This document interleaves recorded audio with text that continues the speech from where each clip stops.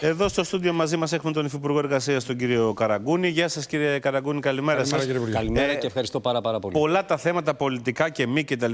Δεν θα ξεκινήσω. Θα ξεκινήσουμε με τα δικά σας του Υπουργείου. Έχω εδώ την εφημερίδα των συντακτών σήμερα, πρωτοσέλιδο κιόλας, η οποία λέει ματωμένη καθημερινότητα τα εργατικά ατυχήματα. 37 θάνατοι στους χώρους δουλειάς το πρώτο τρίμηνο του 2026, 22 το 2025 συνδέονται με θερμική καταπώνηση.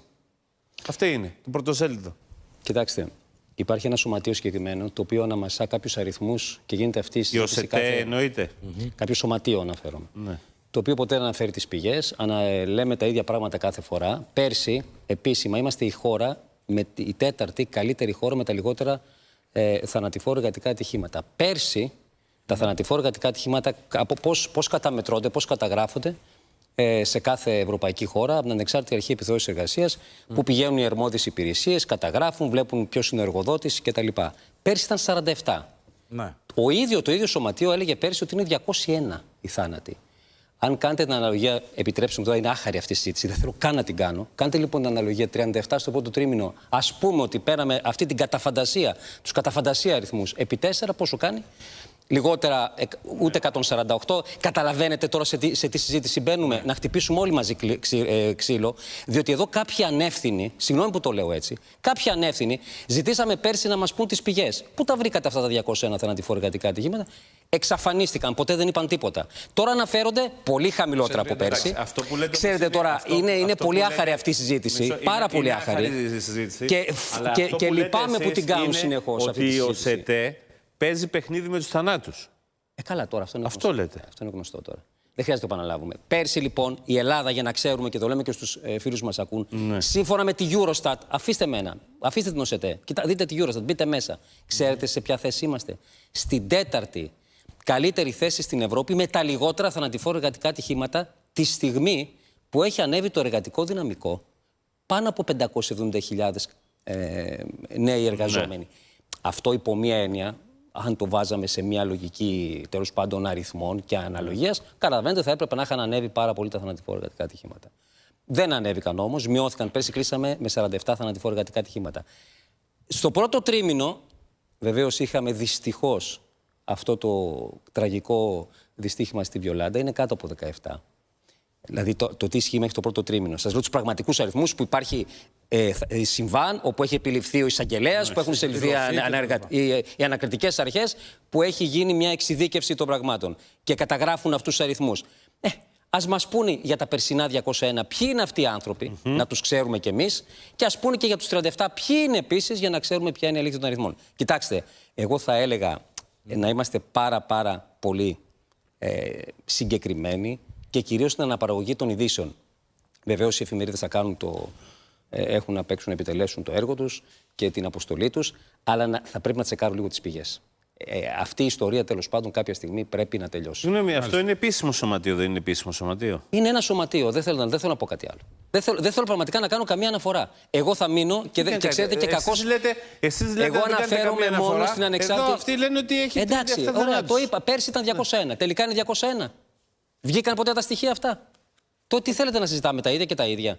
Είναι μια σπέκουλα που γίνεται από συγκεκριμένους ανθρώπους κάθε χρόνο. Τι να κάνουμε τώρα? Αλλά εγώ, επειδή εμείς έχουμε πει σαν Υπουργείο Εργασίας, είναι μας η Ομοσπονδία Συλλόγων Εργαζομένων Τεχνικών Επιχειρήσεων Ελλάδος. Εμάς μας ενδιαφέρει ένα πράγμα. Επειδή είναι πολύ άχαρη πλέον αυτή η συζήτηση και δεν θέλω πραγματικά να αναφέρομαι σε θανάτους, γιατί εμείς τι έχουμε πει με την Υπουργό? Ακόμα και ένα θανατηφόρο εργατικό ατύχημα να υπήρχε, πρέπει να μας συγκλονίζει.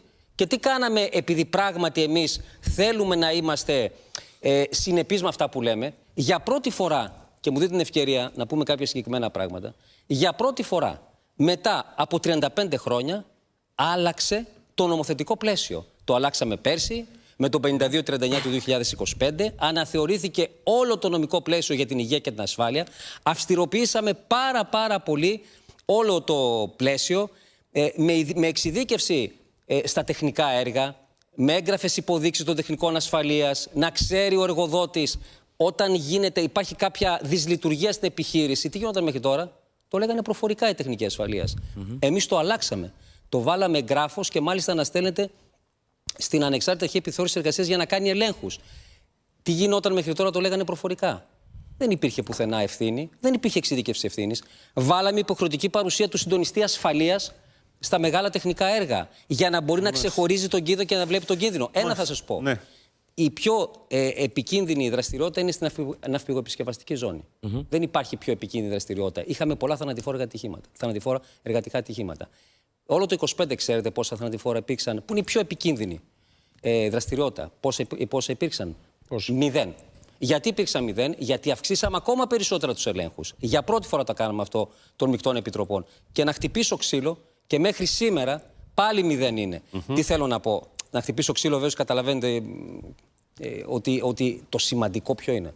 Να περάσουμε μια κουλτούρα πρόληψης στους εργασιακούς χώρους, για να μπορέσουμε να μειώσουμε, ποτέ, μακάρι να ήταν 0 τα θανατηφόρα εργατικά ατυχήματα, να τα μειώσουμε ακόμα περισσότερο. Όμως, η πραγματικότητα λέει, και κλείνω, ότι είμαστε η χώρα που αναλογικά αυξήσαμε πάρα πολύ τους εργαζομένους, και υπομείνε ίσως αναλογικά θα μπορούσε να έχει αυξηθεί ο αριθμός των θανάτων, που έχουμε περιορίσει σε σχέση με το παρελθόν τα θανατηφόρα εργατικά ατυχήματα. Και είμαστε η 4η καλύτερη στην Ευρώπη. Μην ακούτε τα δικά μου στοιχεία. Πρέπει με κάποιο τρόπο, πρέπει με κάποιο τρόπο να βρεθεί εδώ τι γίνεται. Έλα, Γέννη. Πάντως και στα υποκαταστήματα του ΕΦΚΑ κίνδυνος για τους ανθρώπους. Και εκεί υπάρχουν πάρα πολλά ζητήματα ασφαλείας με αφορμή το περιστατικό. Έχετε ψάξει τι ήθελε ο 89χρονος, ποιο ήταν το θέμα? Ναι. Έπαιρνε μια μικρή σύνταξη. Θα έλεγα, αν ακούσει τους αριθμούς, μια παιχνιχρή σύνταξη από τον ΟΓΑ. Και έπαιρνε και 2 συντάξεις επίσης πολύ μικρές. Η μία τουλάχιστον, από όσο μπορώ να πληροφορηθώ, από τη Γερμανία μάλλον, επίσης μια πολύ μικρή σύνταξη. Ήθελαν να γνωριστούν κάποια ένσημα παραπάνω για να πάρει επιπλέον σύνταξη. Να κάνει δηλαδή μια διαδοχική σύνταξη. Αυτό δεν μπορούσε να γίνει, δεν είχε τα προαπαιτούμενα. Πήγε στα δικαστήρια ο συγκεκριμένος κύριος. Τελικά και στο πρωτοβάθμιο, από ό,τι πληροφορούμε, και στο δευτεροβάθμιο δεν δικαιώθηκε. Δεν δικαιούταν δηλαδή αυτά τα ένσημα. Είχε ξαναπάει στον ΙΕΦΚΑ, δεν είχε δημιουργήσει προβλήματα. Ήταν μια, θα έλεγα έτσι, ευγενική παρουσία. Συμπεριφέρθηκαν σαν σκυλή, γράφει όμως. Ίσα-ίσα το αντίθετο έγινε. Δεν ξέρω, σας λέω ότι γράφει. Μάλιστα, επειδή είχε πάει και κάποιες άλλες φορές, και εγώ έτσι το πληροφορούμε, δεν το ξέρω το γεγονός. Πάντα και οι υπάλληλοι του ΙΕΦΚΑ, ξέρετε, κάνουν μια πολύ σημαντική δουλειά. Και έχουμε καταφέρει να μειώσουμε πάρα πολύ την απονομή των συντάξεων. Βγαίνουν πολύ πιο γρήγορα οι συντάξεις. Εκεί που ήθελαμε 500 μέρες, τώρα θέλουμε κάτω από 50 μέρες για να βγει, να εκδοθεί μια σύνταξη. Δηλαδή κάνουν εξαιρετική δουλειά. Και πάντα με ευγένεια και πάντα θα έλεγα, με την ευπρέπεια που χρειάζεται, υποδέχονται όλο τον κόσμο. Δεν είχε δώσει, ήταν εκτός ραντεβού, βέβαια, η συγκεκριμένη περίπτωση. Πήγε στον ΙΕΦΚΑ εκτός ραντεβού, ανέβηκε πάνω. Είχε ένα κρυμμένο όπλο μέσα σε μια καμπαρτίνα. Έβγαλε το όπλο αυτό. Μάλιστα ζήτησε από κάποιον να σκύψει. Χτύπησε τον άλλον υπάλληλο στο πόδι, ο οποίος και τραυματίστηκε σοβαρά. Να του ευχηθούμε καλή ανάρρωση. Είναι καλά στην υγεία του. Δεν ήταν σε προκαθορισμένο ραντεβού, γιατί έχουμε μια λογική, και ο ΙΕΦΚΑ και η διοίκηση και ο Αλέξανδρος ο Βαρβέρης, να δεχόμαστε τους πάντες.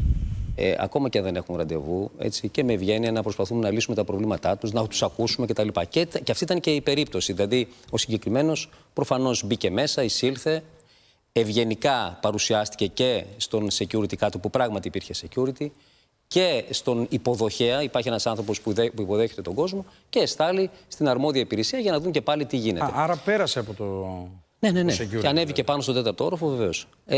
Αλλά βεβαίως δεν θα μπορούσε κανείς να προβλέψει ότι θα βγάλει μέσα από την καμπαρτίνα. Άρα είχε δικαστική αντιδικία με τον ΕΦΚΑ. Είχε ολοκληρωθεί. Είχε ολοκληρωθεί. Ναι, υπήρχε, αλλά βγήκε η απόφαση. Όσο πληροφορούμε και εγώ από την διοίκηση του ΙΕΦΚΑ. Και ξαναπήγε για ποιο λόγο? Προφανώς κάτι θα ισχυρίστηκε. Είπε τίποτα εκεί στους υπαλλήλους? Δεν το γνωρίζω. Προφανώς κάτι θα ισχυρίστηκε. Κάτι θα είπε, ότι θέλει να. Βάλτε μια νοτελεία, κύριε Υφυπουργέ. Πάμε σε ένα σύντομο διαφημιστικό διάλειμμα, αφού υπενθυμίσουμε το μεγάλο διαγωνισμό που έχουμε εδώ, το νέο Monda 524. Λοιπόν, επιστρέψαμε εδώ με τον κύριο Καραγκούνη. Πάμε και στα πολιτικά λίγο, κύριε Υφυπουργέ. Οι συνάδελφοί σας, 5 τον αριθμό, έκρουσαν το γκόδωνα του κινδύνου, της απαξίωσης του βουλευτή. Είναι πολύ σοβαρά αυτά που γράφουν στην επιστολή τους. Ναι, τη διάβασα την επιστολή.